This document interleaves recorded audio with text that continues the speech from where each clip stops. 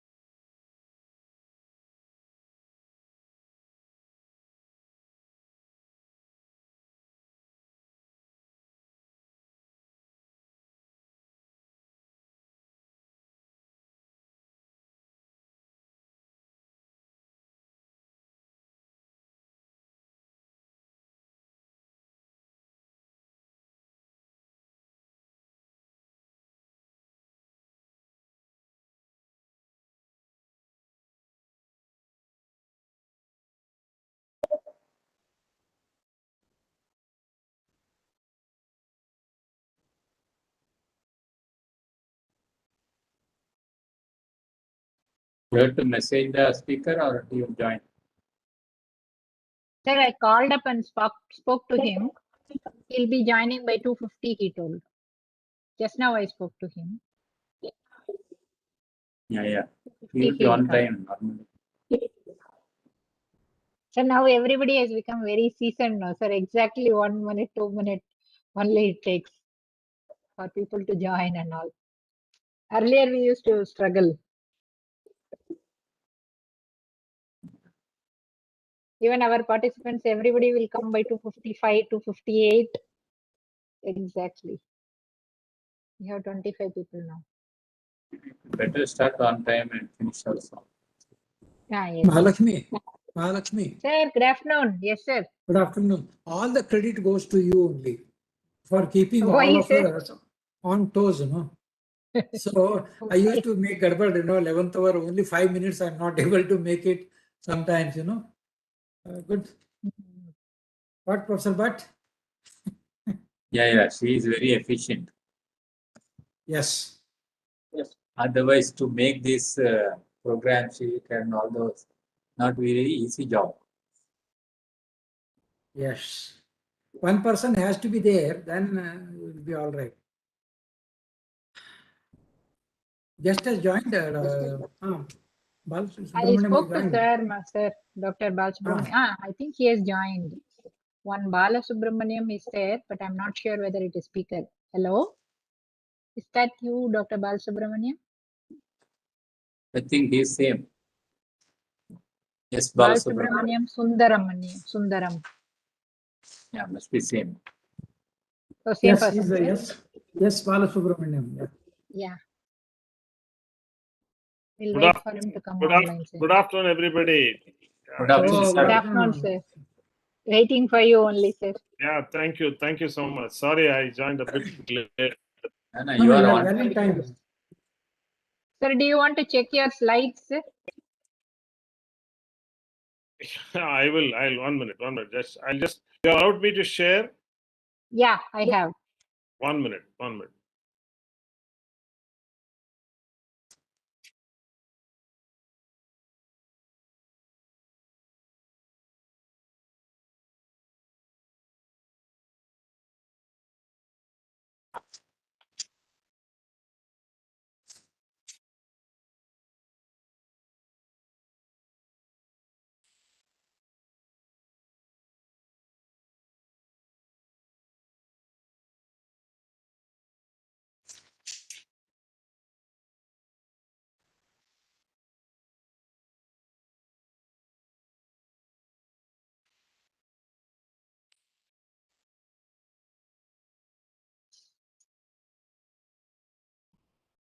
Yeah, Can is the see, screen sir. visible?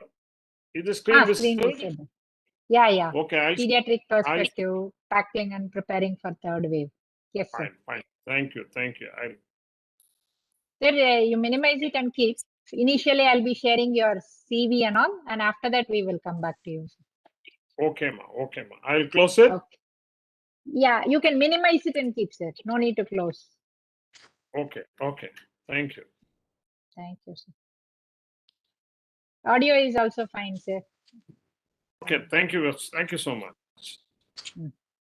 How are you, Professor Vishnu? But I am very fine with your blessings. yeah. Kotur, of course, Dr. Ramesh talks very high of you, sir. Oh, so nice of you. Thank you, sir. See, he has experience in various colleges. Vast experience.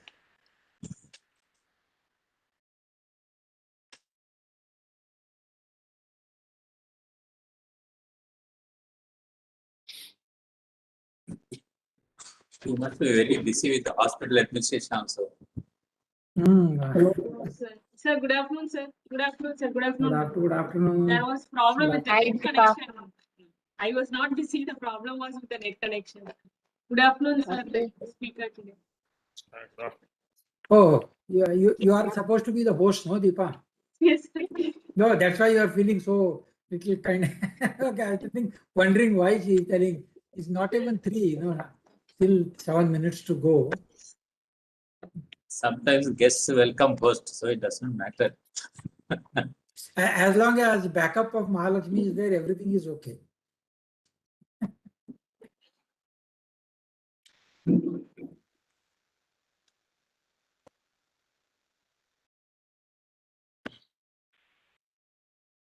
Deepa, your mic is muted. Yeah. This one with video on is yellow color dress. The other Deepa I have is Ma'am, that one more I'm Deepa is leaving, there. ma'am, from that. That I'm leaving. Okay, fine.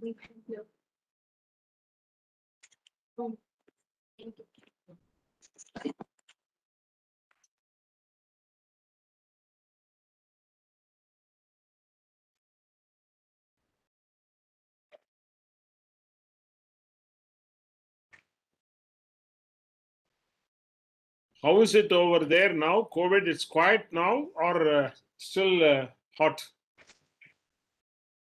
That's quite Yeah. Sir, now we are preparing for the third wave, sir. Which may never come also. Yes. I vote for you. Yes, sir. Vishnu sir, Knchi is rigorously preparing for third wave, sir. They have appointed a nodal officer for to get our preparations done, and we have submitted all our preparations also. Okay. better to be Vishnu sir, prepared. I have to tell you, Dr. Mahadevan has joined. Welcome, sir, and Dr. Sudharao has joined. Madam, we'd like to see you after a very, very long time. If you can keep your video on.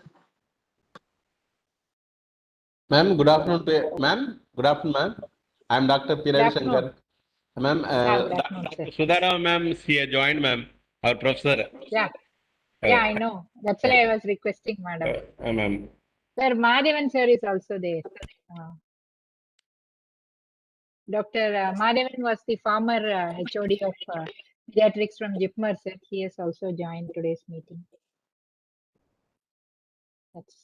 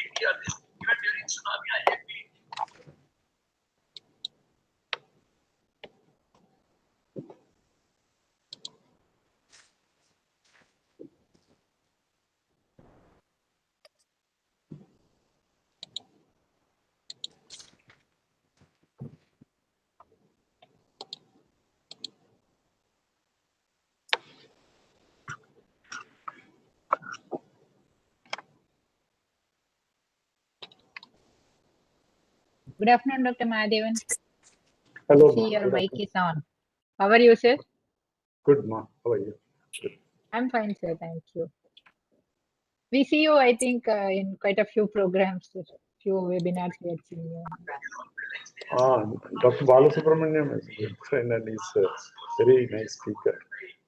Okay. Good afternoon, Dr. Mahadevan. Good afternoon, sir. Good afternoon, sir. Nice.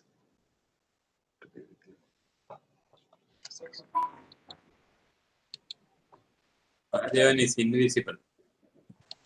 Not visible, but not being seen. I'll see. I don't know. There is some issues. I'll see if I. Maybe you are doing official work side by side.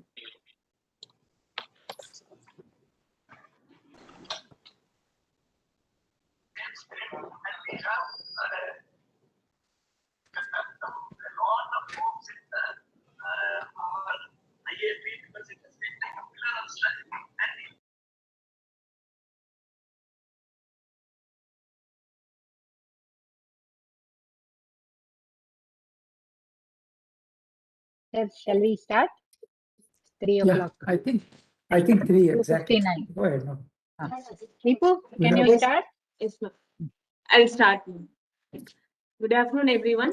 This bright Friday afternoon, we are into this Forefront of Future Frontiers, a popular webinar, a medical webinar series, popular by the name FFF webinar across the nation. It's been organized by Scientific Society of Arpadavide Medical College, Vinayaka Missions Research Foundation. After successful completion of 9 series of webinar with great response across the nation, we are in the series 10 with a theme as quality and safety in healthcare, putting patient first. Last week, we had a speaker with an enlightening talk on empowering healthcare team for quality care in our hospital. This medical webinar series, to be frank, it started in 2020 during the initial phase of COVID pandemic. We had lectures initially on few topics on COVID-19, the disease which was very much unknown. We knew few things about the disease by evidence and other things during this webinar series. We had 4 or 5 talks on COVID in the initial days of our webinar, the second theme, I suppose. Then this helped us in understanding the disease in our management also, because we have been managing in the first wave and also in the second wave. Now we are at the end of the second wave. With the lessons learned, we are prompt enough now to get prepared for our third wave. If it doesn't come, then it's well and good. But still, it has been expected in the third wave, more children are being affected. We are now into the preparedness for managing the children. And today, the need of the hour webinar we have today, SARS COVID-19 in children, lessons learned.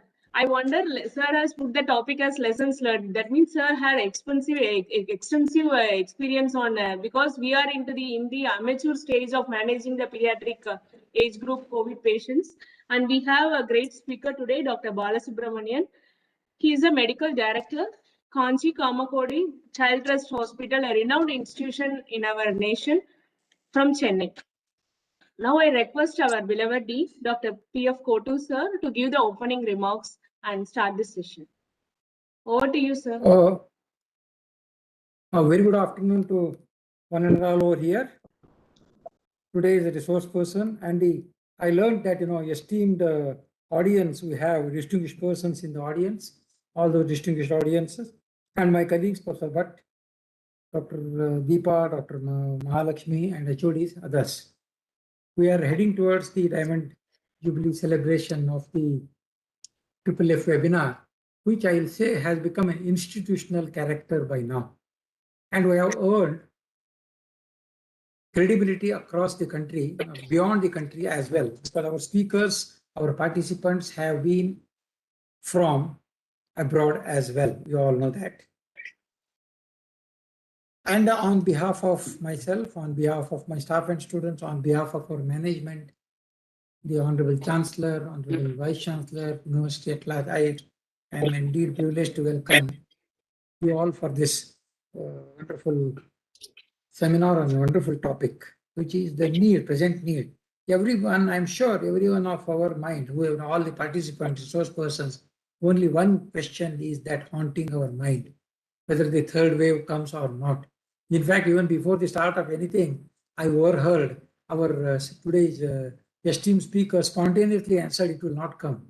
I wish it should be, his words should be true. We are really in the crossroads after having had a very bad setback in the second wave and competing with all the number one positions for the maximum number of patients and the deaths. We have learned lessons fine, but even after 20 months of suffering and at the cost of so many lives, not only in India, across, whole of the world is waiting with a finger crossed. We have to go this way, that way, third wave coming or not coming. So many. And one thing why I coach openly is the science has been totally messed up by the intervening politicians, media, etc. This is one bold statement. Maybe I might get arrested also if I make such things. That is a different issue. But it is all messed up, and everybody is very confused. Now third wave will come or come, and all media said third wave is going to come in the month of October. And the ICMR, that Nari director, Nandi, he gave a bold statement. He is a head of the epidemiology of ICMR, and he gave a statement that third wave of this one will be in the last week of August. That was yesterday or day before I read on the news. One thing we know that this third wave is not inevitable. It is dependent upon various measures, quality measures, what we take. The severity of this depends upon what measures, what lessons we have learned, how will we learn. As I already said, India itself is not one. So many states are independent. I read in paper, the Chief Minister of Karnataka creates a task force under the chairmanship of Dr. What is his name? Devi Shetty, and it will submit a report. What impact such things will have on the minds of the people. I know that Professor Balasubramanian is also in the task force of Tamil Nadu state, if I'm not wrong. Yeah, but Deepa will be, Professor Bhatt will be introducing him in detail. So when such are the things, we really do not know. We will have to wait and watch, but at the same time realize our responsibility. Unless each one of us, not the doctors, each one of the citizens contribute their own, whatever it's supposed to be, then I don't think.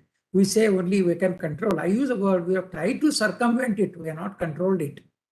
So that, but we'll see. So anyway, these are some of the thoughts that are haunting my mind, and we'll hear more from Professor Balasubramanian, who is the frontline man for this. And of course, a good friend of mine, of Dr. Ramesh, he's my friend for the past 3-4 decades, another man of credibility. So with these few words, I welcome you, sir. I welcome all esteemed participants. Over to you, Deepa. Thank you, sir, for your nice words. On this, we have a chat message from Dr. Mahadevan to everyone. On this Guru Purnima Day, delighted to join you all virtually to hear from a Doyen of Pediatrics, Dr. Balasubramanian, sir. My special pranams to Dr. Balasubramanian, sir, and Dr. Vishnubat, sir, and our Dean HP, and all the teachers, senior professors here. Who have been with me and who have been with all the entire institute. We have been keeping on learning things from all of you. So my special pranams and pranam to the speaker today. Now I request Dr. Vishnubat sir to introduce our speaker today. Over to you, sir. Good afternoon to everybody. It is a great occasion that Professor Balasubramanian is with us. I know him for several years. He has been in Institute of Child Health. Later, he was in Ramchandra Medical College. Then he joined Knchi Kamakoti Child Trust Hospital, where he is a very popular pediatrician all over Tamil Nadu, not only in Chennai. He has done his MD, DCH, Fellow of Indian Academy of Pediatrics, Fellow of Royal College of Public Health, and he is also a MNA, MS from the National Board. Presently, he is the medical director and also head of the Department of Pediatrics at the Child Trust Hospital. But whether he is in a private hospital or a medical college, he was always teaching the students, and he has guided and trained several of National Board students in addition to MD and DCH in Pediatrics earlier. And he is also honorary pediatrician for the Southern Headquarters Railway Hospital, Chennai. He has got more than 3 decades of teaching experience, published several papers, in spite of being in a private institution now. More than 90 publications, more than 10 chapters he has got. He has got the distinguished award from National Board of Examination, which is conducting the DNB examinations. He is also bestowed the Lifetime Achievement Award from the Dr. MGR Medical University. And he has got several awards, and he is, I have seen him talking to almost all pediatric conferences.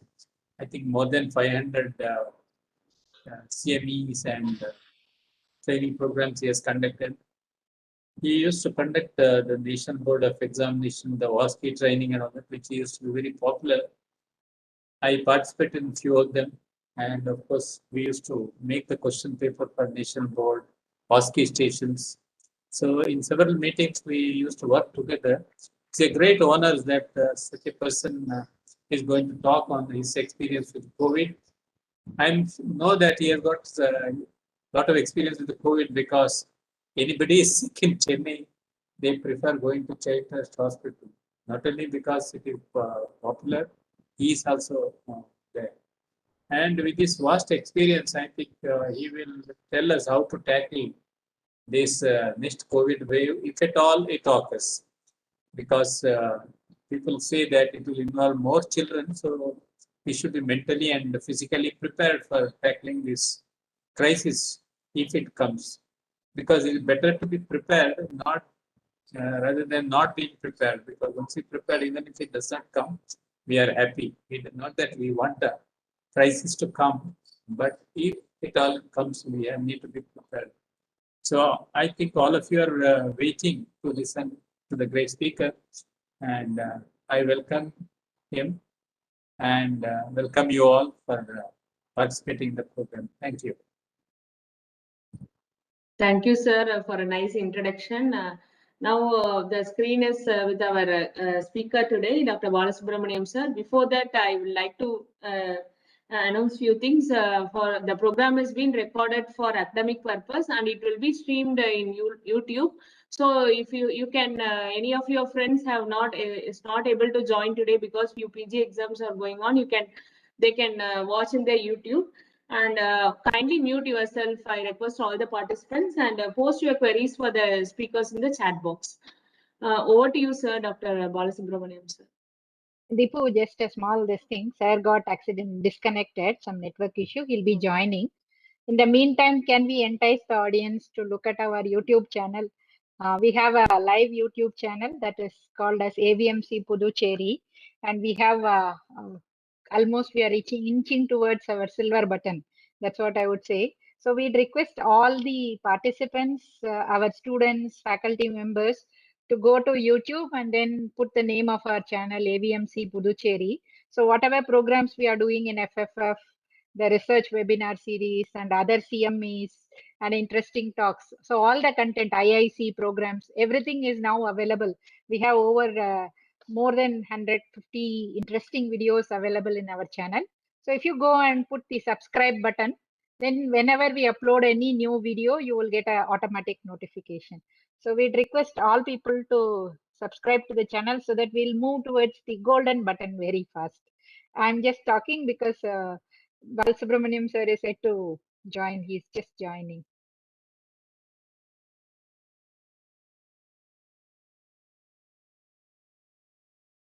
Deepak, you can go ahead and tell about what initiatives we have taken for COVID third wave in the meantime.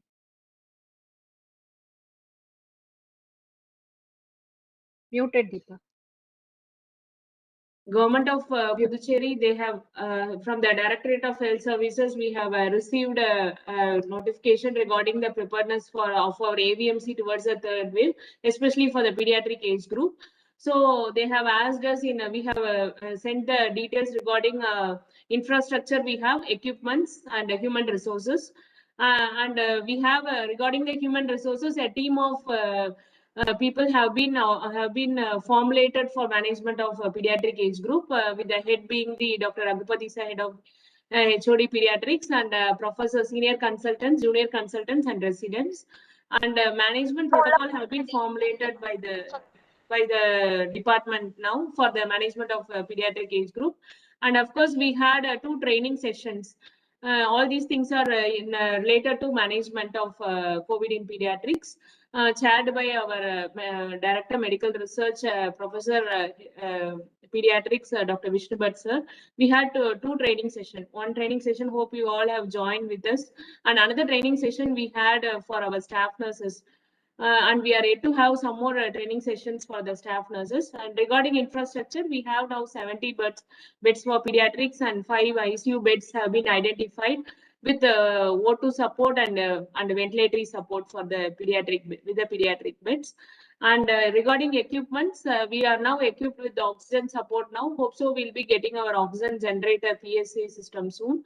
And we have 2 1K oxygen and cylinders and other things we are having now. And hope so, like yesterday in the meeting we were discussing, like suppose if we are getting more of mild cases of pediatric, we'll be able to accommodate mild cases of pediatric with the pediatric people have made the manual for a management protocol which they have made. And with respect to consumables and drugs, we are equipped with all the full drugs needed for the pediatric age group, which is the requirement which have been given by the Department of Pediatrics. In our pharmacy, it has been stored for the management of the pediatric age group people. This is what till now we have made the things ready, and we have been the nodal officer for our college have been appointed.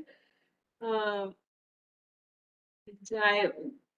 have said that she will be visiting our college in another 2 or 3 days for inspection for our preparedness, and we are ready with all the preparations. We are with the ward and other things. Thank you, Deepa, for holding fort. Sir is going to join. I just got a call from him. Okay. And for the information of participants, AVMC has come up with this AVMC protocol for management of COVID infections. So this has undergone extensive revisions and re-revisions and all. And we did a session on management protocol for COVID initially before we went to this, actually 3 training programs. So all these videos on management of COVID, management of other mucormycosis and other infections, drugs, and the pediatric COVID management, all this is available in our YouTube channel. They are available under the playlist AVMC protocol.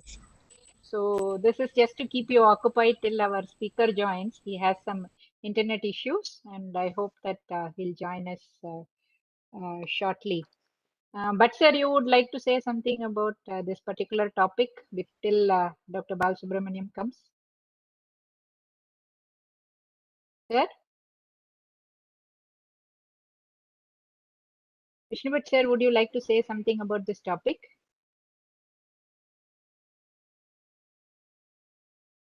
Sir is not able to hear, I think. Oh, Hello, Mahalakshmi. yes, sir. I will continue the trail, what I had left there. Yeah, please, sir, please. I was telling about these confusions created by this one, coming, not coming, August, October, those kind of things. And I was just Googling how to find out where anywhere else in the world third wave has started. Then the prime name comes, France, it has started. Then then at the same time, neighboring countries like Germany, then Romania, etc., anti-measures demonstrations. That means they don't want any regulations, restrictions for the prevention of the third wave. So this is the height of the freedom, or I really do not know. Vigorous demonstrations that the public do not want any restriction to be imposed on them. They are telling, let the third wave come, no problem.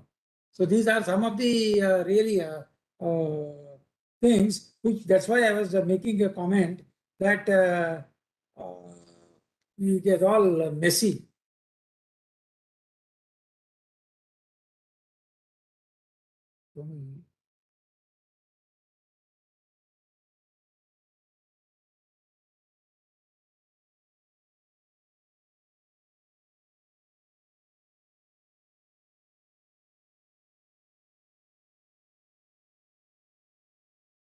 He said Yeah. you got accidentally muted.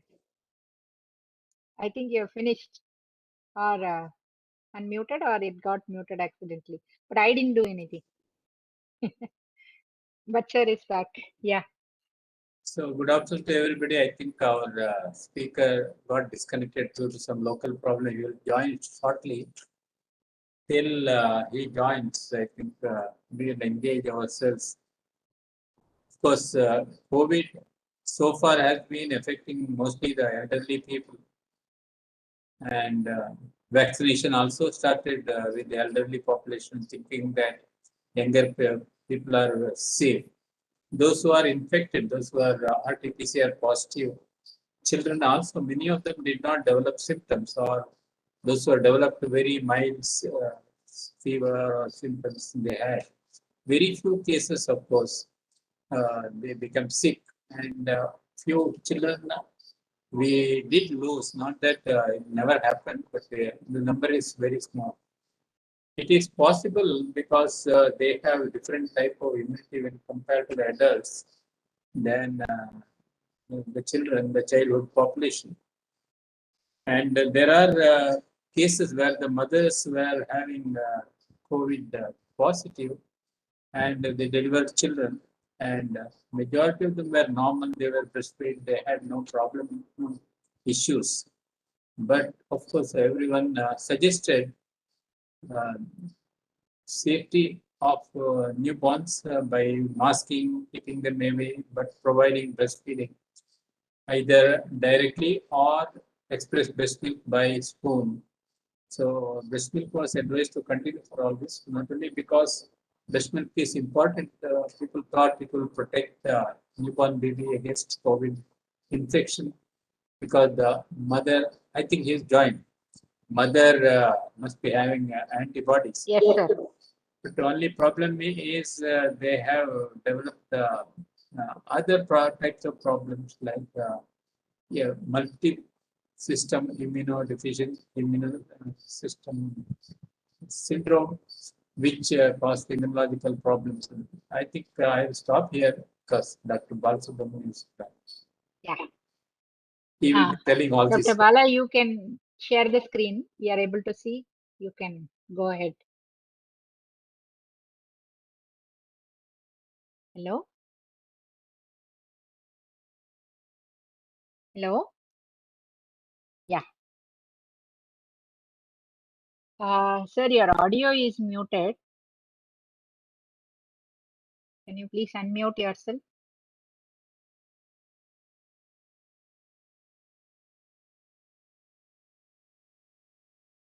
Is my video visible? Yes, We sir. are seeing one photograph of you in a gray No. background. No. Sir, we are able to see you, sir. Video is visible, sir. Now it's seen. Yeah, video is Screen visible. is also Fine. seen, sir. Okay, Screen is also seen. I'm extremely sorry for those unavoidable technical snags. 2 internet connections I could not establish, and we got the third one now. Thank you so much. Thank you, ladies and gentlemen. A very good afternoon to all of you, particularly to Professor Kotar, my good friends, Dr. Vishnu Bhatt, Professor Mahadevan, and all others from the Arubade Vinayak Medical College.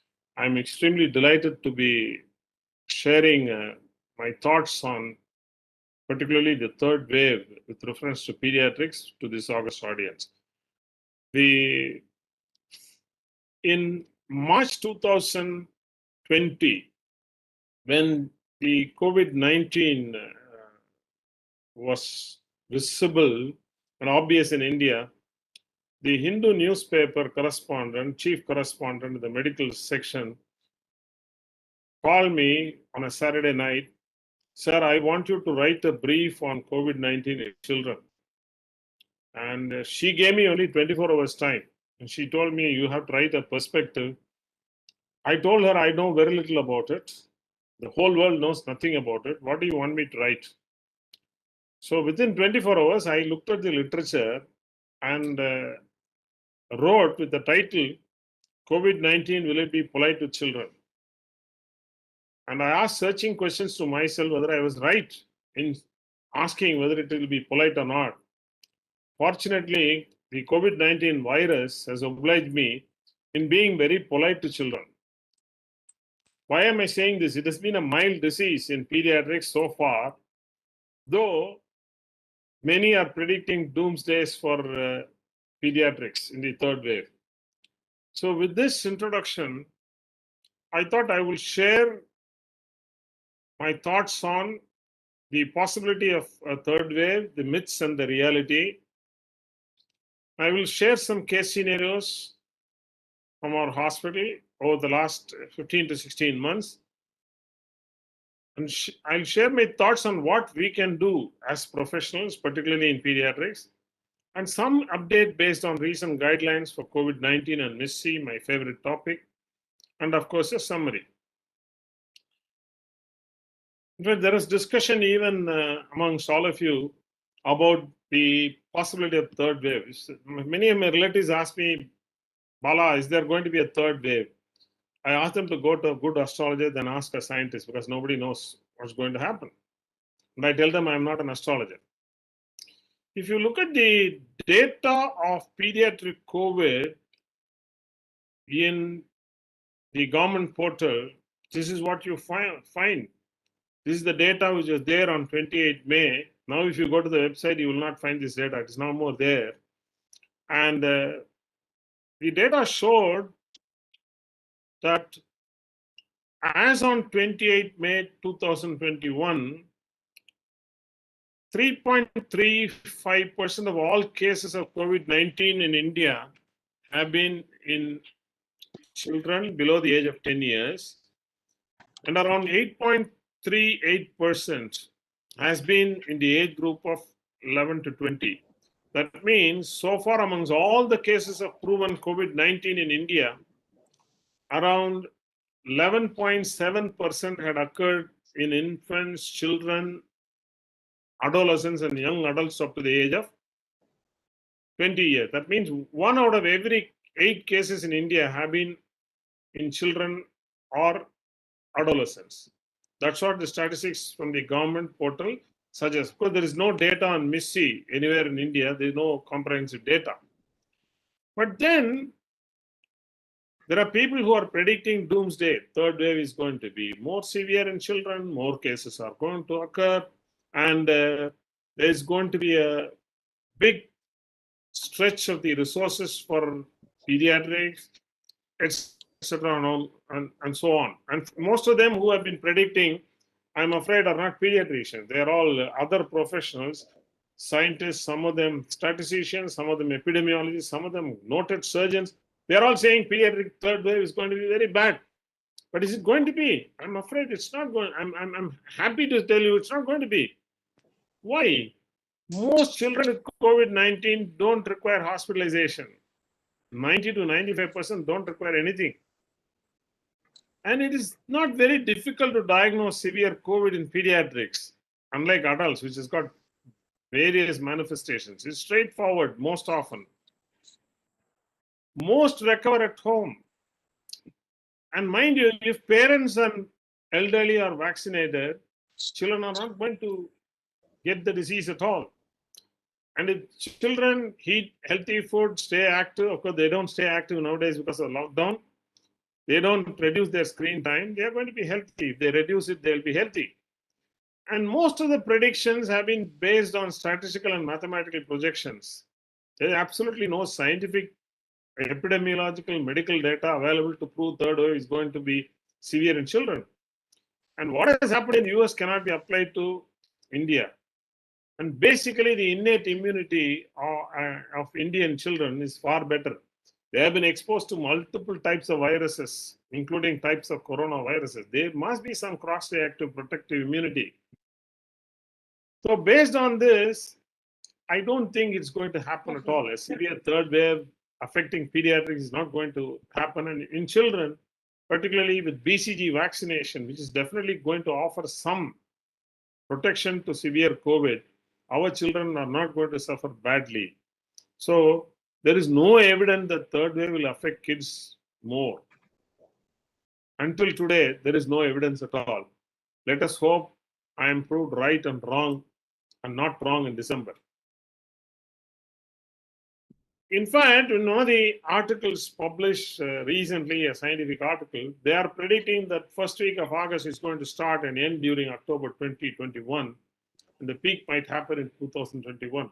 But more data emerging from the government portals, which suggests that nearly 70% of the population have antibodies. I wonder who's there to get infected. And even the so-called new Delta strain, I don't think it's going to cause a huge problem. We will have COVID with us for the next year or two, or maybe a decade, but we may not get a severe third wave, particularly affecting children. In the month of June 2021, the Lancet COVID Commission gave guidelines for planning, protocols, and policy guidelines for pediatrics with regard to preparation for the third wave. I was fortunate to be in the expert panel along with several senior pediatricians and health experts. And this was published in June 2021. And this is meant to give uniform guidance for treatment, prevention, etc. to the government of India, as well as to the various institutions in India. And the Lancet Commission clearly said that most children are asymptomatic.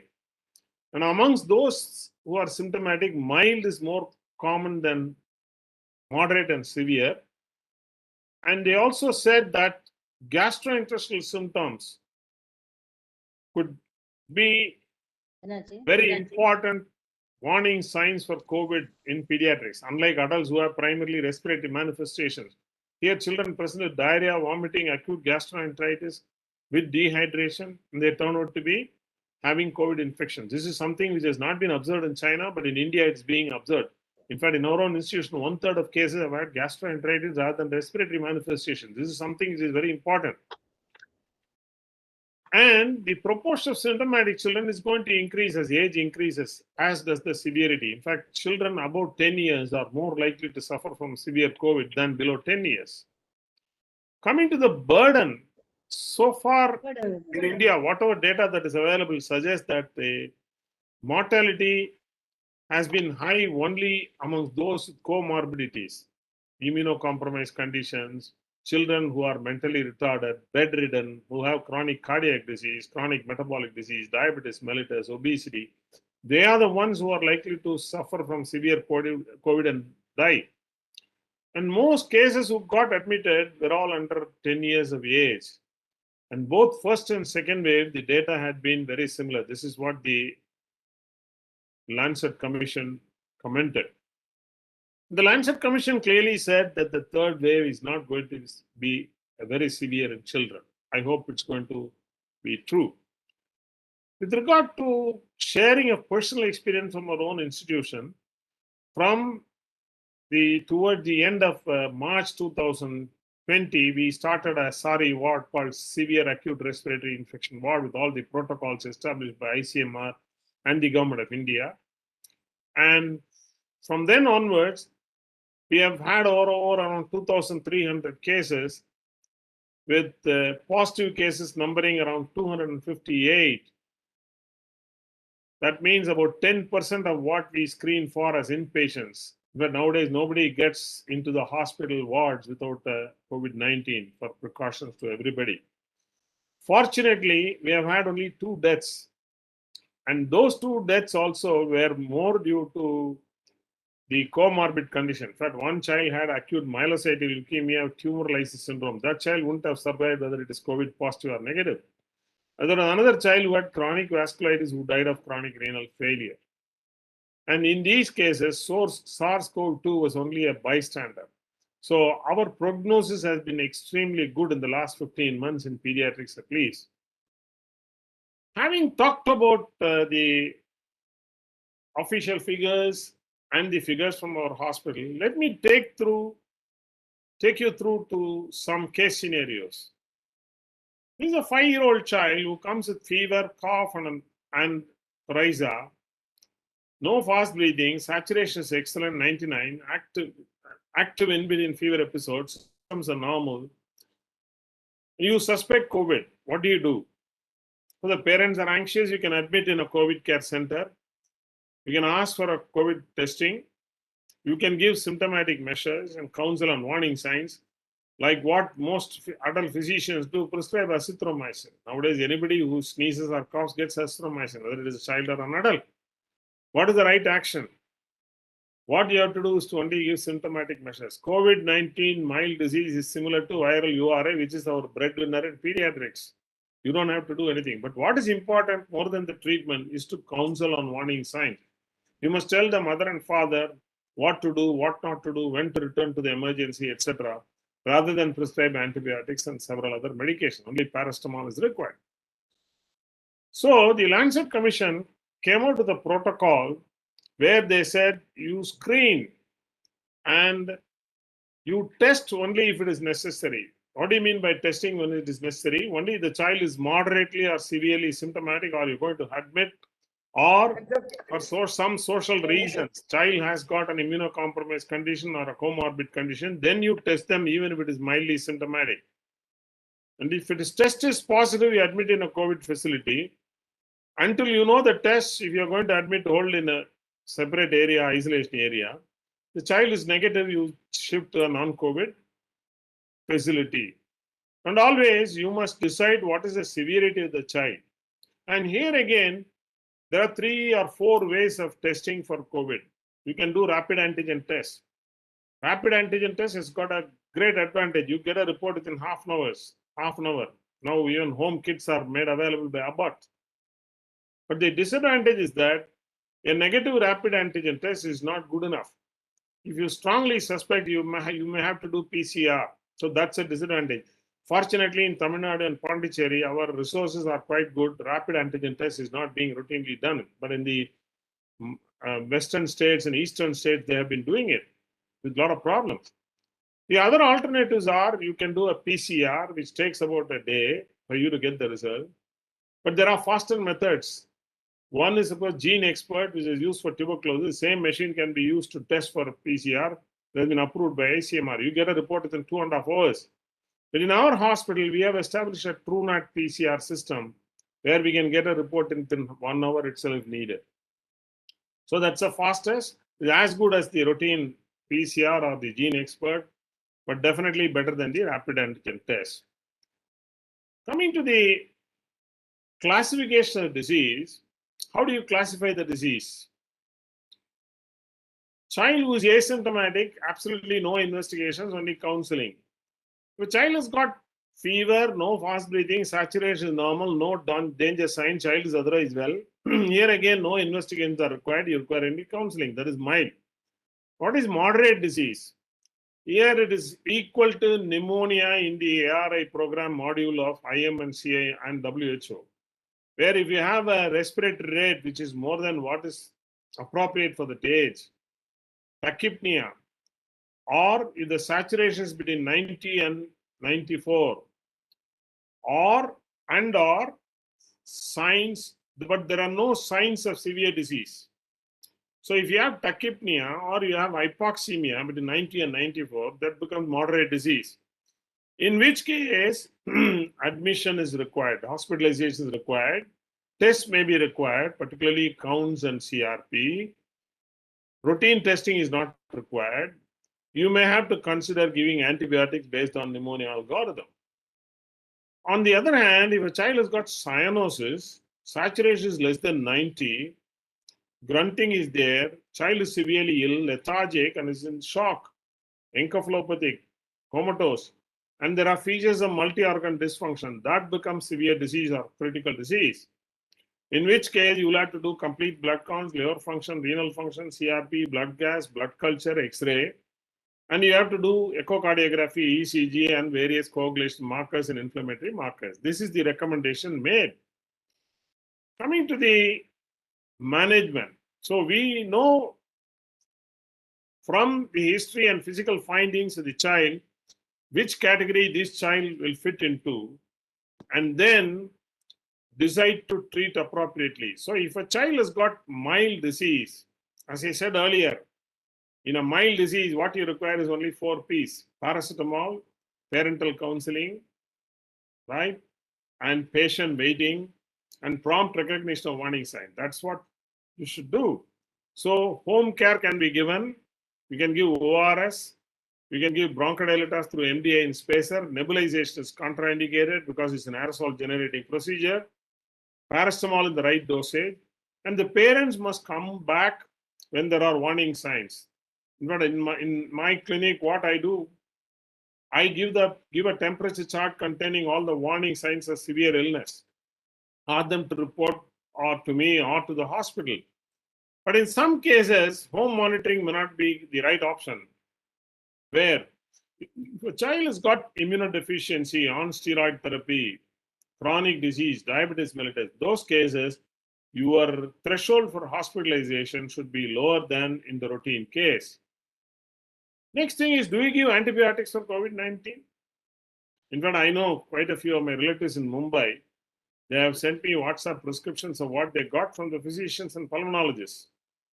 A package: doxycycline, ivermectin, azithromycin, and one of the new antiviral drugs, along with zinc, vitamin D, montelukast, pantoprazole.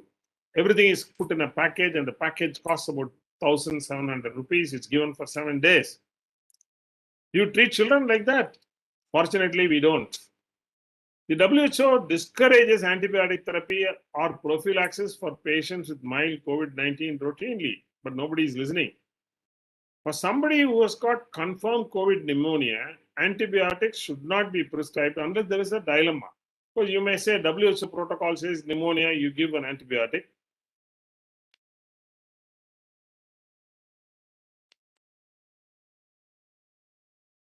WHO algorithm suggests that you should be giving antibiotics to all those with pneumonia. Yes, you can consider if there is moderate disease or severe disease on clinical suspicion, and you can go by evidence. What is the evidence? Currently, there is no evidence to justify routine antibiotic prescriptions for mild, moderate, or even severe COVID. The reason is only 8% of hospitalized patients with COVID-19 in pediatrics have experienced bacterial or fungal infection. 8%, which is very small. So giving antibiotics to all the 92%, other 92% is irrational. Let us take one more case scenario. He's a 14-year-old boy. He got admitted with fever and cough for 5 days. There is contact with COVID-19. On day 7, he developed hypoxia and increased work of breathing. He required high frequency support. COVID was positive and the X-ray was taken. The entire left lung was opaque. What do you do? Do you do CT chest? Do you start broad spectrum antibiotics? Do you give remdesivir? Go and stand in the queue and get it? Or to start on steroid? That's a dilemma. So this, by definition, this fits into a moderate COVID where the child is having hypoxia 90 to 94 and this respiratory distress is there, fever is there. So in such moderate or severe cases, you have to admit, of course, you give supportive care, and if there is wheeze, you give salbutamol MDI. If you suspect co-infection, you always give oral or parenteral antibiotics. You give supplementary oxygen. What about giving steroids? Steroids should be considered for any child with COVID-19, which is severe. I said consider. That means you don't give steroids in the first 5 to 6 days of illness. If the fever is persisting beyond 7 days with high inflammatory markers in severe COVID, yes, you consider steroids. Or a proven COVID in a child, the child is rapidly progressing and all other causes of fever are ruled out, including enteric fever, UTI, dengue, etc. And the saturation is below 94%, particularly after 5 days of illness. Yes, you should consider giving steroids. On the other hand, in severe cases, yes, you do give steroids, and the dose is 0.15 milligram per kg per dose of dexamethasone, 1 or 2 times a day. This is based on recovery trials in adults, where you give it for 5 days. You can extend it up to 10 days. In fact, we have given in quite a few severe cases, depending on the response. Alternately, if the child is very stable, after a few days, you can change out even prednisolone, which is equally effective, 1 to 2 milligram per kg. So, steroids should be reserved for those children with severe COVID who have illness beyond 5 days, who have hypoxia, and who have persisting fever after 5 to 7 days, and in whom other infections are ruled out. Otherwise, it can be disastrous. So, steroids should be sparingly used. We have used steroids for severe COVID rarely, in about 7 to 8 cases out of 250. It's not required at all. Case 3. 6-year-old child on treatment for B-cell acute leukemia has come for maintenance therapy. Nothing is there. Child is otherwise well. What do? Do PCR and admit. Don't test at all. CT scan. What do? In these children, testing is definitely indicated because these children are high risk for severe COVID. Even if they are asymptomatic or mildly symptomatic, before starting chemotherapy or immunosuppressive therapy, you should rule out symptomatic or asymptomatic COVID infection. This is the only indication, definite indication, where you test in an asymptomatic child other than immunodeficiency. But of course, the best way to obtain specimen is the nasopharyngeal and the pharyngeal aspirate. In fact, there is a tendency for people to ask for both PCR and antibody tests in the same patient. This is absolutely unscientific, irrational. Unless you are suspecting multisystem inflammatory disease, there is no need to do simultaneously PCR for COVID-19 along with antibody. And antibody testing is not recommended even for testing after vaccination. So this is the algorithm which the Lancet guidelines gave. I'm not going to and I'm not going to go into detail. Let us go to the case 4. 4-year-old child, fever, cough, breathing. The X-ray was suggestive of middle lobe pneumonia outside. The pediatrician correctly treated with ceftriaxone. Day 4, the child developed redness of eyes, rash, hypoxia, and was referred to us as atypical pneumonia. On examination, this boy had bulbar conjunctivitis, no eye discharge. This boy had a maculopapular rash all over like this. This boy had glossitis and cheilitis, almost like strawberry tongue. And this boy had pedal edema. And the repeat X-ray also again showed my right middle zone consolidation. At that point of time, this is way back in the first week of April 2020, we didn't know what we are dealing with. This looked like Kawasaki. And there are many points against Kawasaki. PCR was positive. We repeated a PCR. Outside PCR was negative. PCR was positive for COVID-19. We had not heard much about this multisystem inflammatory syndrome. And then we took help from Professor Ramanan from the University of Bristol, who had been seeing cases in Europe and coordinating with the expert there. Then we gave this child intravenous immunoglobulin. He didn't improve. We gave him tocilizumab and he recovered. And this was the first Asian case of multisystem inflammatory syndrome in history. And we published it readily in Indian Pediatrics. This was even mentioned in the BBC channel. But then when we described, we called it as hyperinflammatory syndrome. That is what the literature called. Later, the Europeans called it PIMS-TS, Pediatric Inflammatory Multisystem Syndrome, related to SARS-CoV-2. And later, the WHO and the CDC defined it differently. They called it MIS-C, Multisystem Inflammatory Syndrome, in children, temporarily related to SARS-CoV-2 infection. But all the definitions are same. In the first 6 months, we followed the UK definition. Now we are following the Kawasaki-like syndrome definition of MIS-C for diagnosis. Because all the three definitions have a hair-splitting difference. I'm not going to go into detail, but what is important to remember is that all these children have very high fever more than 3 days. All these children present like Kawasaki disease with mucocutaneous manifestation, not all, most of them. Red eyes without discharge, red tongue, some rashes, some lymphadenopathy. But more importantly, many of them had appendicitis-like presentation with severe abdominal pain. We had quite a few children who were referred to us as appendicitis, ultimately turning out to be only MIS-C, responding to IVIG and steroid. So this is the WHO criteria. I'm not going to waste my time, but all I have to mention is that it's essentially a clinical diagnosis where there is evidence of inflammation in the labs with high CRP, more than 50 milligram per liter, and rash, hypotension, myocardial dysfunction, coagulopathy in the lab, GI problems, 2 or more systems being involved. And in addition, they may have other features suggesting COVID-19, which include PCR positivity or antibody positivity, or the family, somebody having had COVID in the last 1 month or so. But most important part of diagnosis is there should be no other obvious microbial cause of inflammation. In fact, in our country, we know UTI is there, entry fever is there, scrub typhus is there, malaria is there. All this can present exactly like this, including toxic shock syndrome. That has to be ruled out. If an infection is proven other than SARS-CoV-2, then it is not MIS-C. You should not call it as MIS-C.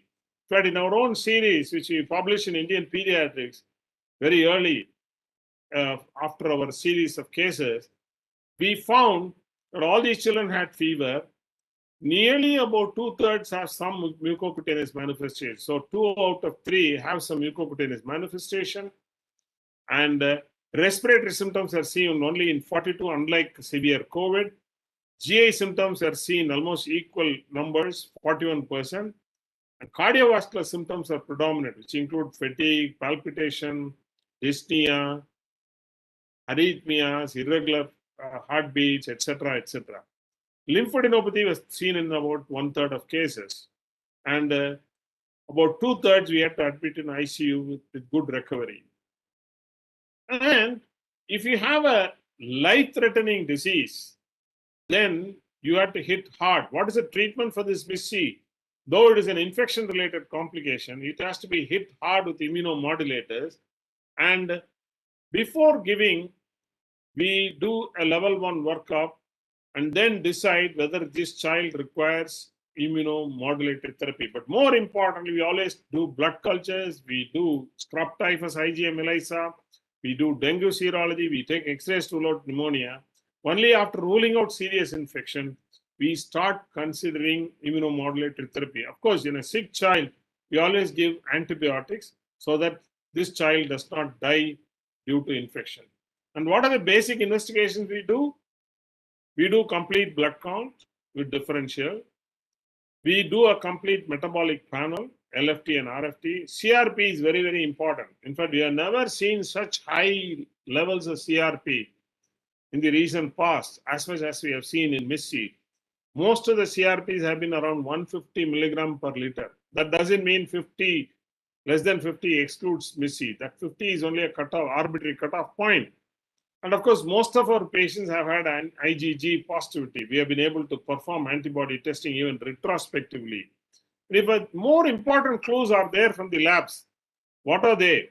They have lymphopenia. That's very, very important. They have an absolute lymphocyte count less than 1,000. They have thrombocytopenia, which doesn't occur in Kawasaki disease. It's more of thrombocytosis. Many of them have had a sodium level of 125, 130, hyponatremia. Again, albumin level, serum, when we perform serum liver function test, the albumin was hovering around 3 in most cases. If these things are positive, there are any clues to MIS-C, then we go ahead to do further investigations, including an echo, ECG. Here we do a pro-BNP, which we have not been doing earlier at all, even in myocarditis. Now we have started doing. This is a very sensitive marker of myocarditis in SARS-CoV-2 related MIS-C. More sensitive than troponin. Ferritin may be elevated, D-dimers may be elevated, but we don't monitor D-dimers aggressively like CRP. So, I talked about management of severe COVID, but the management of MIS-C is entirely different from that of severe COVID. What is that? If there is a life-threatening disease, you should give IVIG. Intravenous immunoglobulin, expensive. Most guidelines recommend that. And you should give high-dose methylprednisolone, 10 milligram per kg. And you should give aspirin for antiplatelet effect, provided there is no thrombocytopenia or bleeding. Of course, we do give empirical antimicrobials. If the child is very stable, non-life-threatening MIS-C is there, then we give only methylprednisolone orally or intravenously in a low dose, 1 to 2 milligram per kg. We defer immunoglobulin. But if the child has got disease like Kawasaki disease, we give IVIG and methylprednisolone and aspirin. This is the management protocol we have been following. And if the child doesn't respond in 48 to 72 hours, where there is persistent of fever and organ dysfunction, we consider tocilizumab. We have used tocilizumab only in 4 cases of MIS-C so far. And 1 case, we have used anakinra, which is an IL-1 inhibitor, which is given in a dose of 4 milligram per kg. This we got it airlifted from Bangalore, which is imported by the Rainbow Hospital, and we used it for 1 patient with dramatic response. You can consider even infliximab, of course, in consultation with an expert or a pediatric rheumatologist. Do you use steroids? Yes, we use steroids, MPS, initially high doses, unlike dexamethasone for severe COVID. And we continue for a week or 2 or 3 or 4 in tapering doses depending on the severity of the disease. We follow these children up to 1 year with repeat echoes periodically. We'll screen for aneurysms as well as for myocardial dysfunction.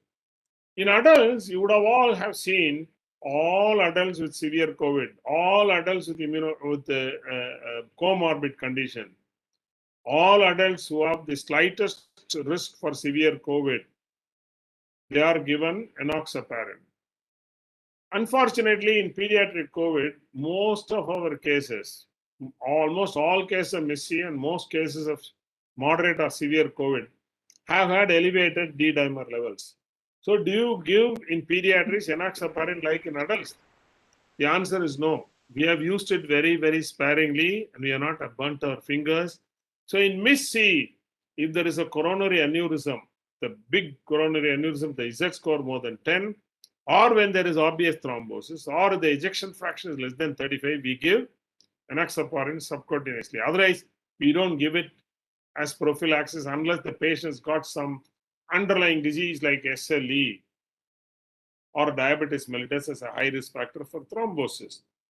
Non-life threatening, we have also had 5 or 6 cases of MIS-C recovering without any treatment. In fact, we have had children admitted with the diagnosis of Knchi, child completely becoming afebrile, echo normal, CRP coming down. You don't treat them at all. So what we must remember, your steroids and IVIG may not be required for every case.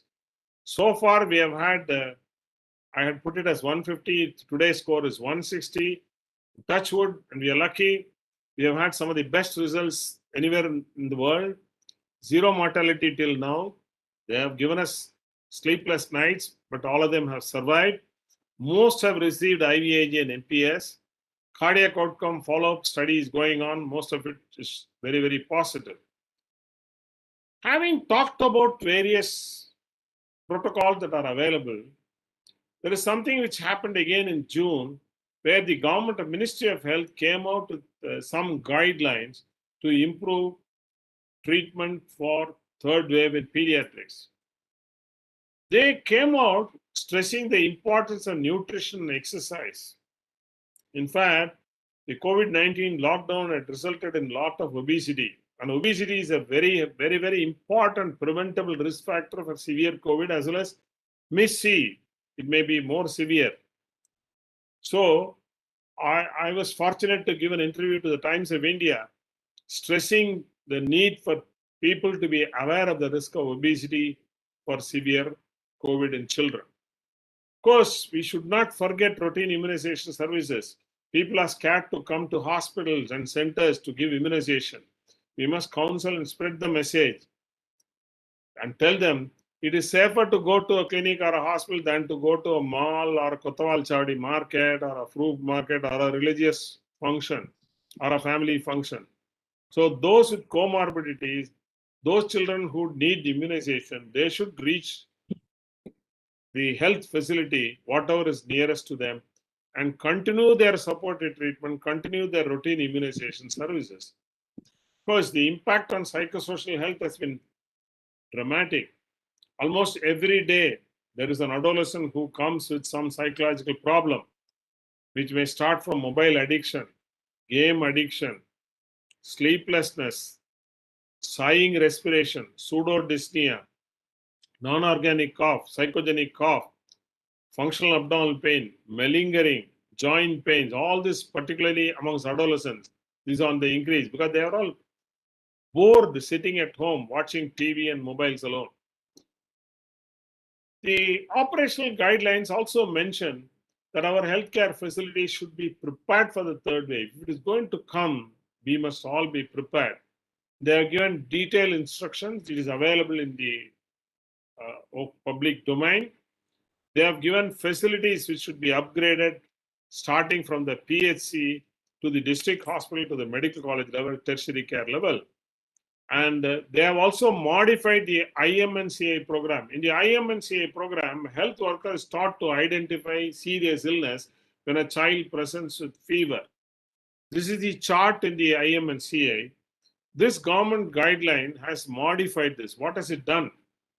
In addition to recognizing signs of severe illness, which includes counting the respiratory rate, looking for grunting, checking the temperature, finding out the status of hydration, finding out the level of consciousness.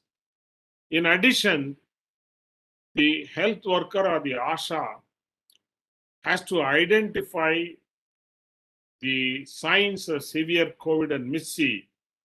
These signs are fast breathing, grunt or nasal flaring. She can check with a pulse oximeter, or the mother can check at home, saturation less than 94, cold extremities, poor oral intake, particularly in infants and young children, lethargy, seizure, and encephalopathy.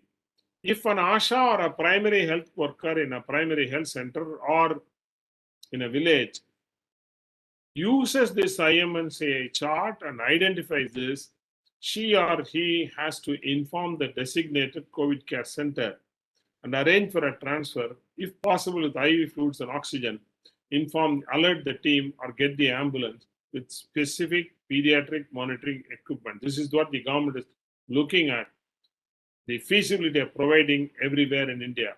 Talks are on. Hopefully this will get implemented. Of course, having talked about all this, I'm going to finish my session, what should we do?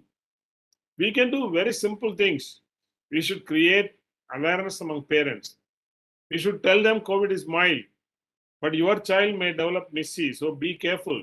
We should tell them the warning signs of COVID-19. To tell them the warning signs of Knchi. We should give a chart. Remember, they tend to extrapolate their bitter experience with adult COVID. They may ask you, 6 months old child, should I monitor the pulse oximeter? Waste. It will only increase the heart rate of the mother, not the child. You require to do a lot of reassurance and counseling. Simple temperature chart with warning signs will go a long way. A pamphlet on pediatric COVID, that's what we are given in our hospital, which tells the parents what to do if they suspect COVID, what not to do. Like, for example, not sending the child to the grandparents' house and transmitting the infection to the grandparents who are high risk. This can be given in office practice and hospital OPD also. Media, we should get out of the irrational fears of third wave. Sensible testing protocols, not testing everyone like in adults. And of course, our facilities in the periphery should be upgraded. What we need not do or should not do, unnecessary lab tests. Doing IL-6 is a waste of money in pediatrics. Doing D-dimer routinely for mild COVID, waste of money. Irrational CT. CT we have hardly done for about 4 cases in our series of 260 cases. CT should not be used for diagnosis. A lot of radiation for children. It doesn't give you more information than PCR in the rarest of rare cases, except in the rarest of rare cases. We shouldn't be using we shouldn't be misusing antibiotics, steroids. Remdesivir has taken its backseat today. It is gone out of our armamentarium. We have used it only for those children who have very severe disease with severe pneumonia, with immunocompromised state or obesity or diabetes. Unnecessary hospitalization be avoided in pediatrics. The fear of third wave in pediatrics has been blown out of proportions. But what has been hurt badly is the pediatrician's income and the compensation, which is hit by the COVID waves one after another. Is unlikely to improve. This is going to be again another third wave. Knchi spike is most likely that is going to be the pediatrician's headache. Overdiagnosis or delayed diagnosis, we have to have a balanced approach. And clinical monitoring and CRP are most useful for monitoring Knchi. Masterly inactivity and watchful expectancy is the best thing to follow in pediatric COVID. Remdesivir out. Steroids you can consider for severe COVID and Knchi. D-dimer levels should not be used to decide anticoagulation. Drugs, IL-6 is a waste of money. Secondary infections are rare in pediatrics. Pediatricians, physicians should not forget the URI, gastroenteritis, UTI, enteric fever, scrub typhus, dengue, malaria. They are much more common than severe COVID. We should not forget our basics. And every case requires a logical approach, a rational approach. At the end, I would say, let us all fervently hope and sincerely pray to Manakula Vilayakar of Pondicherry that the second wave is the last one. But if there is going to be a third wave, let us be mentally, physically, and equipment-wise, scientifically, economically, be prepared for it. Thank you very much. If you have a feedback, negative or positive, please mail me at sbspeed@gmail.com. Thank you very much, sir. Thank you. Thank you, sir, for your enlightening lecture. The disease which I was telling about, it is an unknown disease, is not an unknown disease right now after your lecture. And it was very much crystal clear for all even the non-pediatric people, those who have attended. And we are very well, you started with the good news today that COVID is mild with the children. And we were happy to hear that more than 90% doesn't need hospitalization. But still, sir was telling about peace needed for mild disease in that parent counseling. But might be, I feel like parents will be more apprehended. They want to come and get their children hospitalized, maybe because of the irrational fears which has been hyped by the media and other things. And the classification which you have mentioned, and irrational investigations which have to be avoided in the cases of mild or moderate. All those things have been enlightened and to all of us, and very, very informative, sir. You got so much of responses in the chat box, and how much it was excellent and very much informative for all the participants today. And still we have few, sir have addressed the entire topic, but still few queries we have in the chat box, sir. Can I Yeah, can please. you'll be able to address, sir? Okay. Sir, a very important thing is utility of mask in pediatric age group. That is by Dr. Meghanathan, I suppose. Actually, the question is broad.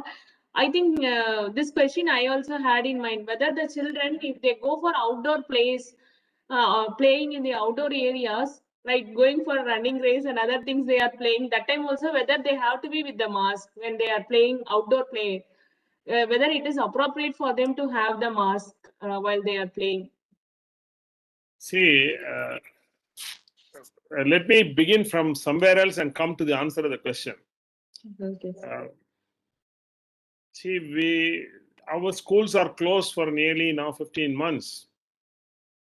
The impact is going to be disastrous. Already you can see in fact, I have heard quite a few mothers and even a few journalists coming and telling me, why are you keeping quiet? Why are you not fighting the authorities and requesting them to open the schools?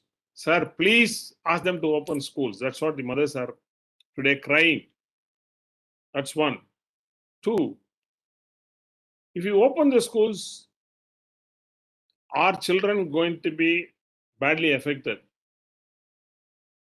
If you take the Western example, in UK they have opened up schools. It has not caused disaster in children. In the US they have opened schools. It has not caused disaster. And children who were considered super spreaders, that concept is now gone. Children get infection mostly from adults. In fact, I had discussions with several pediatricians. There have always been a heated debate saying that we must press the government to introduce pediatric vaccination. In fact, I have been telling them we should not be doing pediatric vaccination at all now. We should concentrate on adult vaccination. In my clinic, when any parent or any mother comes to me with a child, before they leave, I ask them, have you taken vaccine? Have all your relatives, they will ask, sir, what about vaccine for my COVID vaccine for my child? I tell them, don't worry about it. I'll tell you when your child should receive the vaccine. Have you taken the vaccine? Have the grandparents taken the vaccine? I think we need to concentrate on vaccinating adults as fast as possible, as much as possible. Vaccination is going to be the only solution to start schooling. Coming to your question indirectly, as I said earlier, if you vaccinate good number of adults, that's the best time to open the schools. The risk amongst children is going to come down. Children spreading the infection into the community, that's not going to happen. Of course, a few children will get infected, and only those who are high risk, they probably should not go to school. And you can have the social distancing, you can have the masking. In fact, if a school can afford it, they can even do a PCR. It's in those who have symptoms to enter the school, even teachers. Teachers should be a priority. They should be vaccinated on a very express mode, on an express mode. That's what we should concentrate. I don't think that opening of schools alone is going to cause problems. See, if you open malls, if you open temples, mosques, and churches, and if you open marriage halls, that is more harmful than opening schools. That may be my eccentric opinion. Sooner or later, we have to open the schools, and let me pray to God that the third wave does not occur in September. Come September, children will have fun in the school. Coming to your the last part of your question, should they wear masks? They should wear masks. Anybody above 5 years, yes, preferably above 2 years, they should wear a mask, but they cannot wear a mask and run. In fact, I can't speak if I put on a mask. I find it difficult. So it's not easy for a child to get adjusted. right? And if everybody in the family is vaccinated, that child is also low risk for getting the infection from home. From school, yes, there is a huge chance. If the community positive rate is very high, if children go to school, they are going to get infected. But I can tell you, most of the infections in children we have seen, they all come from adults. Child is not the first index case to start an epidemic in a home or a town or a village. That's what literature says. Thank you, sir. Of course, children are more obedient compared to our adult population in India. Maybe when they go to school, they will not get they will follow the COVID appropriate behavior and they may not get infected. What you are saying is true only, sir. And they will listen to the teachers. They will listen to the teachers rather than yes, police sir. constables and inspectors. Yes, sir. Yes. Rather than parents also, sir.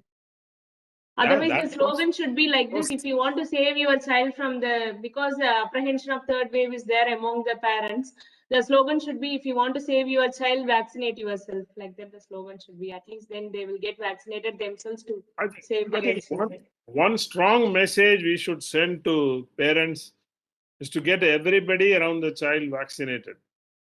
Housemaid, driver, the auto rickshaw driver for the child, car driver, cleaner, everybody. I mean, they can ask, have you got yourself vaccinated? That's what they should do. Yes, sir. Thank you, sir. There is a other part of Madam has asked this question. Can you tell us about the safety of vaccines in children? This is yeah, safety of COVID vaccines. That's yes. what. Yeah. Now, two or three things have emerged. One is that almost all COVID vaccines are pretty safe. We should remember there is no vaccine which does not have a side effect or a serious adverse effect. Every vaccine, starting from tetanus toxoid to the COVID-19, every vaccine can have a serious adverse effect. And COVID-19 vaccines are no exception. But fortunately, the vaccines which have been rolled out so rapidly, have not caused disasters with serious adverse effects. Most of the serious adverse effects have been in very small numbers, like 1 in 1 million, 1 in 1 lakh, which for a disease of such proportions, the medical community feels it should be acceptable. Okay. But of course, there are serious concerns with regard to vaccination in young people. For example, all of us know the risk of thrombosis following the adenovirus tract vaccine, vector vaccine. Yes, there is a definitely increased risk. If they can take or afford the other vaccines, they should be offered. Young women should be offered the non-adenoviral vaccine, killed vaccine like what is produced in India, or messenger RNA vaccine, which will soon be available from the West. They should avoid young women in the reproductive age group. They have a slightly increased risk of thrombosis. It's well accepted. Even in Europe, this is being offered to the general public. With regard to vaccination in children, enough data is there about the safety definitely up to 12 years, and more data is emerging even below 12 years, and most of the data have been with regard to messenger RNA. There have been also some concerns which have been raised recently regarding the myocarditis which has occurred following the second dose, particularly the messenger RNA vaccine in the US. But I believe most cases have been self-limited with good recovery. Whether it is due to the vaccine or not, it has not been proven. The last point we must keep in mind is that there is a small chance that the SARS-CoV-2 vaccine might make a child more susceptible to missee because of production of antibodies. But there is no data on it. But by and large, this vaccine should be safe even in infants. As you would have seen, pregnant and lactating women, it has been found to be safe. There are a lot of concerns. It's pretty safe. I don't see why it should not be safe in children. In fact, children tolerate vaccines much better than adults like you and me. Once the vaccine trials are over, I'm sure we will have safe vaccines for children also. Currently, up to 18 years, we have no option. We can't give any vaccines because of regulations to any child below 18 years. Once it is, I expect the approvals to start coming from January, maybe between 12 to 18 years, and later on in younger age groups also. Data is awaited.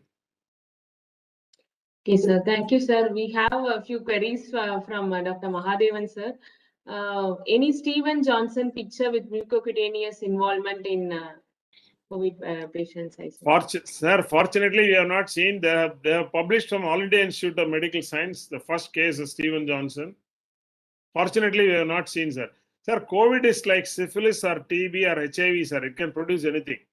Earlier days, when I was an undergraduate, I was told if you know syphilis, you know medicine. Postgraduate, I was told if you know TB, you know medicine.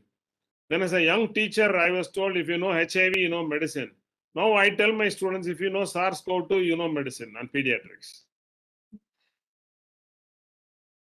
Sir, one more query from skin problems due to PPE or mask, acne in residents or healthcare staff. Sir wants to know. Skin problems. It's not a huge problem as an administrator of a hospital. Of course, we have 500 employees. Use of hand rub has not resulted in problems. In fact, I'm using so much hand rub. I'll tell you one personal experience. About 25 years back, I saw a patient from US, a very affluent family. The child came to see me in my OP. When I started examining the child, the mother stopped my hand. Doctor, I have a hand rub, please use it and then touch my child. I didn't get upset. That was a learning point for me. Now, I use hand rub 100 times every day.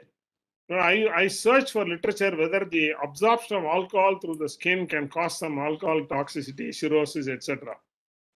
Right? Then I found the percentage and the volume is so low and gets evaporated. I believe it is very safe. Alcohol can cause a few things. It can cause irritant dermatitis, yes. And many of these alcohol rubs do have few additives, coloring agents. They can cause atopic dermatitis, allergic contact dermatitis, skin peeling. But I have not seen many employees, at least in my institution, complaining that this is causing a problem. No, in ASCII, DNB, we used to make the students, unless they do that, they are not given the mark. Yes, So sir. in that way, the hand rub has become very important. Thank you, sir. We are all Doctor, using lot of. We have all now become alcoholic in a way, rub alcoholic. So morning to night we are using only. Even my driver, he wants hand rub before he starts the car. So that's how it is. It is caught up with us. It's going to be with us. The car freshener, room freshener, and freshener. Thank you, sir. One more query, sir. Yes, thank you, sir. One more query, off-target effect of BCG and MC. I think sir emphasized on that. Despite more exposure, and that is the reason because of BCG vaccination, the children have a less severe picture due to immunomodulation. I think sir. Actually, yeah, yes. The reasons why COVID is mild in children, we have not clearly understood. One of the most important concepts is the ACE2 receptors are not well developed, mature. So the spike protein doesn't go and get attached that easily. That is one. Second, they say it could also be because children have already been exposed to many other coronaviruses. That could be the second reason. Third, the propensity with which the cytokine storm occurs in children is less than in adults because of the immature immune system. Fourth, they say the BCG vaccination and MMR be responsible, but very little has been proven. Only thing is, ACE2 receptors, yes, they are less well developed. That's the only hypothesis that has been proved. Others, they are not well known. Similarly, the exact pathogenesis of Knchi has not been clearly understood. We all know that it is very similar to Kawasaki, and it occurs 2 to 4 weeks after natural infection or exposure, but 2 to 8 weeks. But we don't understand why it occurs in a few, why it doesn't occur in a few. Very little has been. It's all got, I mean, this has got something to do with genetics, I'm sure. Genetics. Because the off-target effect, the paper by Dr. Butt with Frank Shan for BCG, this was before the corona, and I think that had a definite. Could be. We don't know, sir. Thank you very much. Thank you, sir. One last question, sir. How to suspect bacterial infection for starting antibiotics in pneumonia lung? Because antibiotics are contraindicated, which you have mentioned. Suppose a child gets bacterial infection, how to suspect the start? It's an extremely important question. When you have a child who has, say, a pneumonic consolidation in the X-ray, who's ill, who's grunting, even if there is PCR positivity, you should give antibiotic based on the WHO protocol.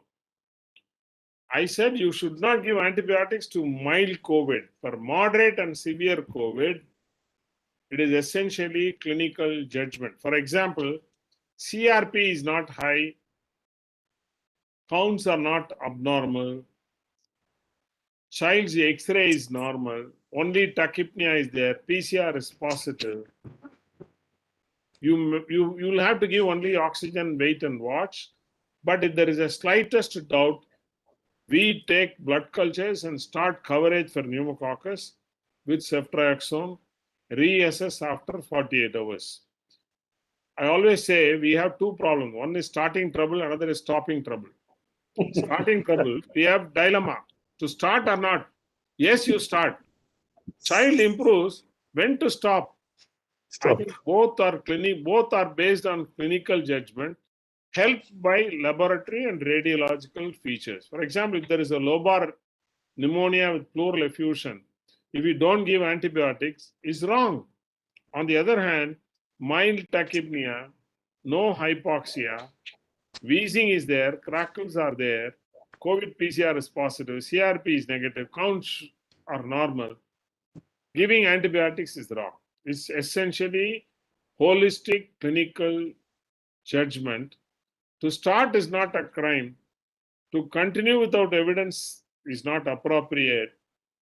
Okay, so you should not have both starting trouble as well as stopping trouble. You should know when to accelerate, when to decelerate, and when to stop and when to start. That's all. It's clinical pediatrics. Thank you, sir. We have Dr. Vishnu, sir, you want to say something?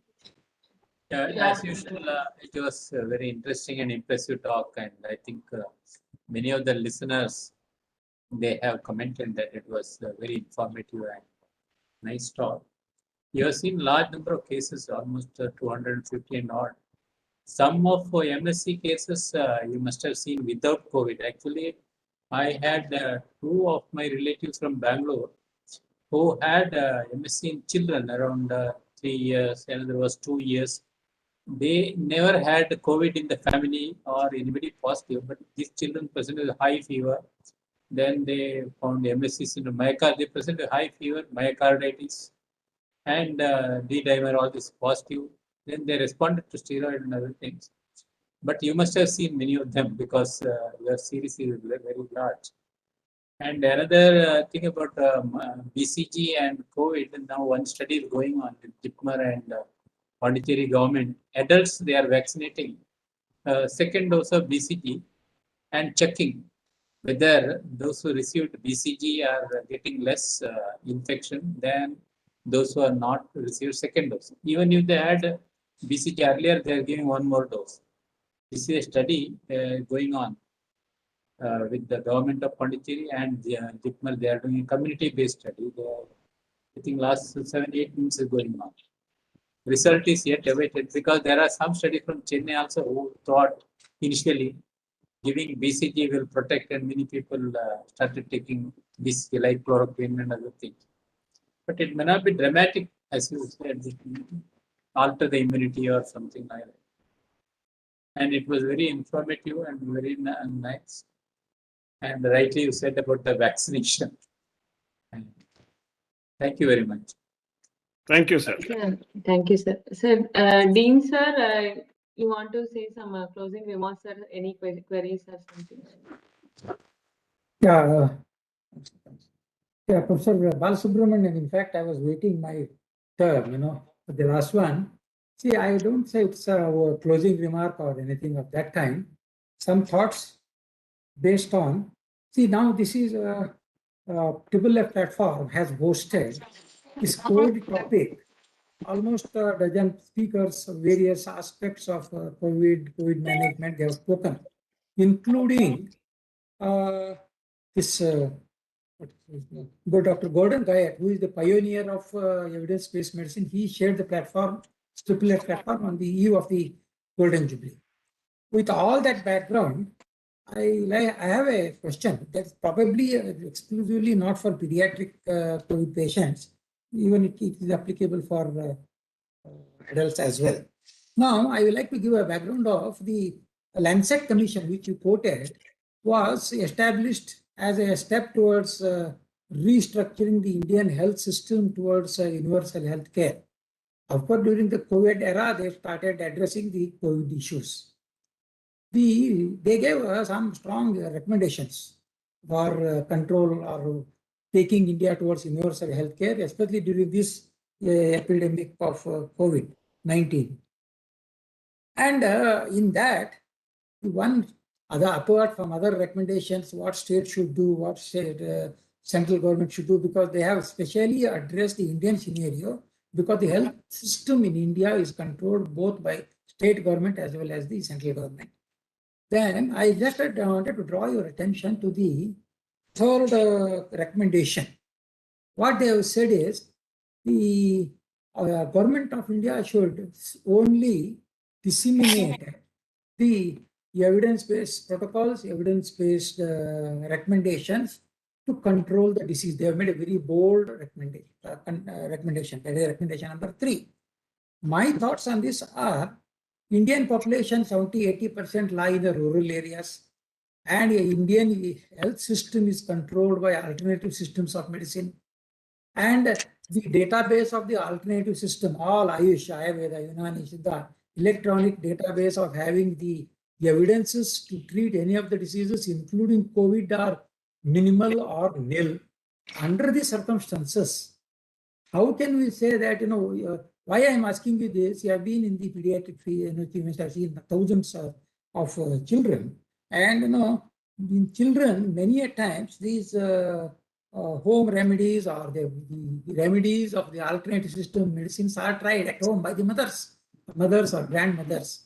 So with this much of background, I just wanted to know your thoughts as how we can advocate this treatment to tackle this issue. Whether third wave comes or not, third, fourth, fifth wave comes or not, we do not know. So at least amongst the measures which can prevent these further waves, being in India, wherein the Indian health system is dependent upon so many of these alternative system medicines, for whom the evidence is not there, and more than anything, in spite of having no evidence, the whole of the Indian population have got a faith in him. They don't believe me or you, but they believe these alternative system of physicians. Okay, so your thoughts on this? Probably very sorry.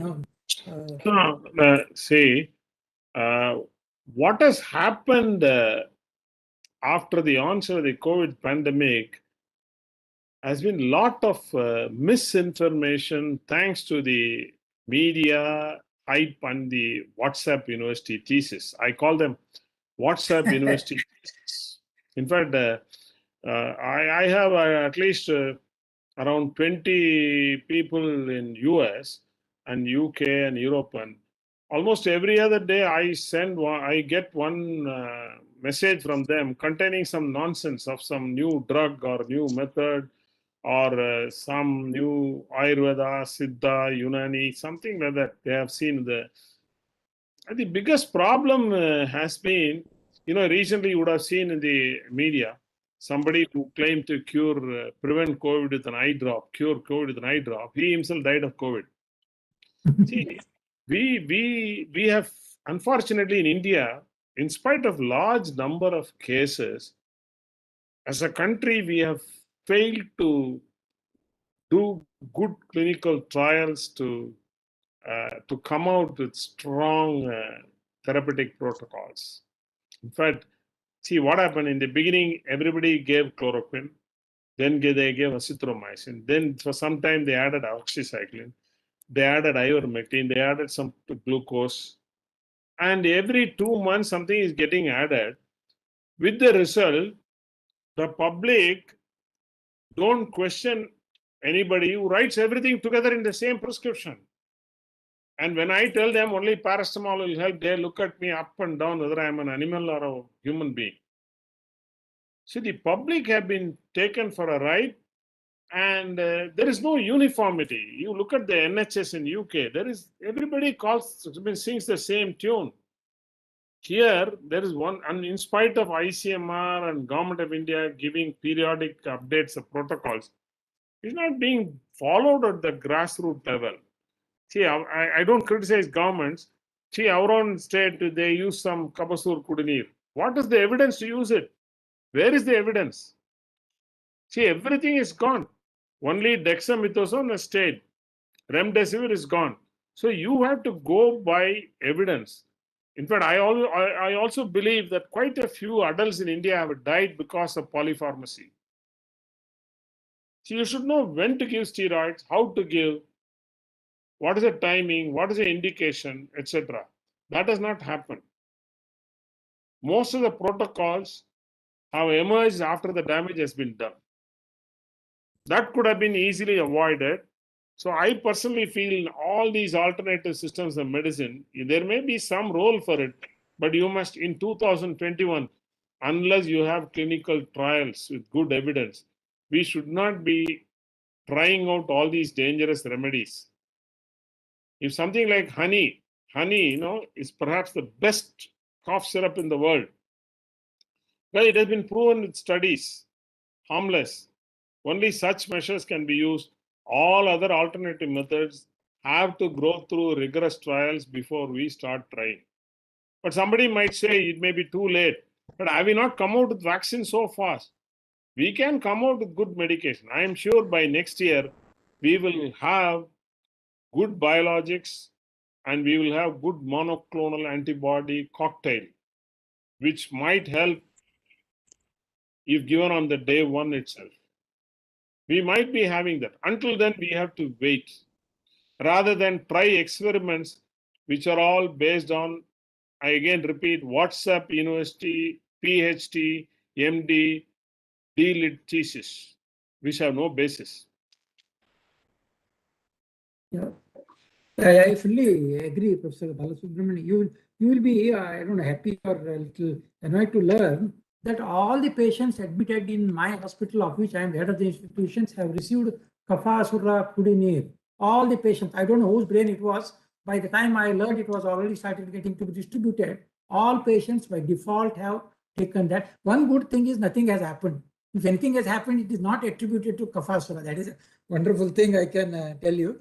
The problem is the watchdog of the health, that is the WHO, has given a mandate to all the governments across the globe that you modify your healthcare policy based on your existing healthcare practices or health systems. So there comes the problem. So if anybody ventures over here to incorporate all these things Ayush said, no, it will be totally a mess rather than why 2021, 3021 also it will not be possible.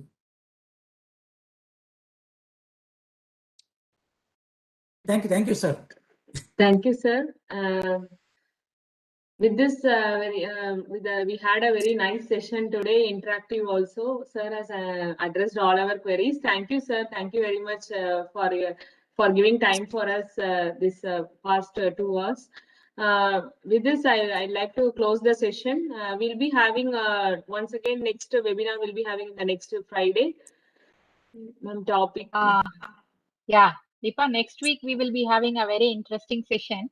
We are going to talk about simulation in education. So there is a speaker from Australia, Dr. Ram Natraja, who's a close friend of mine.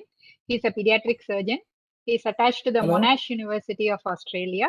So he will be talking to us and sharing his experience on low-cost simulation, how it can improve the surgical skills of trainees and improve the safety outcomes for patients. And they have done an extensive study in Myanmar, Monash University with Myanmar government, and he will be sharing the experience on that particular aspect. So how low-cost surgical simulation can improve healthcare outcomes. So that is the topic for next week. And we have a speaker from Australia, that is Dr. Ram Natraja. Thank you, ma'am. Thank you, sir. Speaker today, Dr. Balasubramanian, sir, Dr. Vishnubhat, sir, Director, Medical Research, Dr. P.F. Kotu, sir, Dean, AVMC, and Dr. Mahadevan, sir, and all my colleagues and other senior faculties and residents who have joined the session and enlightened us with sir's experience and knowledge. Thank you once again. With this, I'd like to close this session. This is Dr. Deepa, Member Secretary Scientific, signing off the session. Thank you. Thank you. Thank you, sir. Thank you, sir. Thank you, ma'am. Thank you. Thank you, Deepa. Thank you.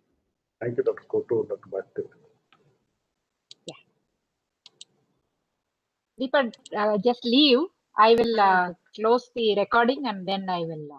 Okay, ma'am. I'm leaving. I'm leaving you. Okay. Yeah. Thank you.